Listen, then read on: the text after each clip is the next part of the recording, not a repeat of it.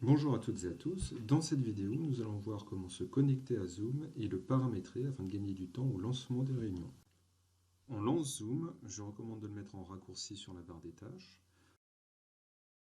On clique sur Connexion, on saisit ses identifiants, soit son adresse email, le mot de passe. On vérifie que ne pas déconnecter est coché et on clique sur Connexion. Nous allons voir les paramètres principaux de Zoom, sachant qu'il y en a beaucoup trop pour tous les voir. On clique sur Paramètres. Première rubrique qui nous intéresse, Général. On va cocher cette option, ce qui va permettre de fermer correctement Zoom. Si on est concerné, on va aussi cocher celle-ci, ce qui va permettre à Zoom de bien gérer deux écrans. Je ne recommande pas de cocher cette option car elle ne marche pas correctement. Pareil, pour gagner du temps, je recommande cette option, ce qui va permettre d'envoyer l'invitation par email plus facilement. Et cette option aussi pour éviter les mauvaises manipulations. La deuxième rubrique que nous allons voir, c'est vidéo. Donc par défaut, 16 neuvième est coché, ce qui nous convient. Ici, on va sélectionner la caméra, dans le cas où nous en aurions plusieurs. Activer la vidéo HD, je ne recommande pas de cocher cette option, c'est très consommateur de bande passante. Par défaut, mettre ma vidéo en miroir est coché, on peut le laisser ainsi, ça dépend des préférences.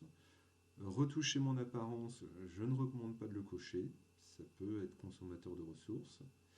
Dans Réunion, on va cocher toujours afficher les noms des participants sur leur vidéo.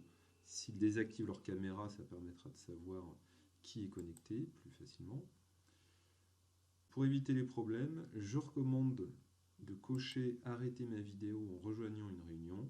Pour faciliter le paramétrage, je recommande de cocher toujours afficher la boîte de dialogue d'aperçu de la vidéo en rejoignant une vidéoconférence. À présent, nous allons voir la rubrique audio. Nous allons cocher rejoindre automatiquement l'audio par ordinateur, ce qui se fait à chaque fois, donc autant gagner du temps et ne pas le faire manuellement. Pour éviter les problèmes, nous allons cocher couper le microphone lors de la participation à une réunion. Nous allons cocher cette option qui va nous permettre de bénéficier d'une fonctionnalité qui peut être intéressante. Et nous allons aussi cocher celle-ci qui va permettre, si on a un casque avec des boutons, qu'il soit pris en compte par Zoom. La dernière rubrique qui nous intéresse, c'est partager l'écran.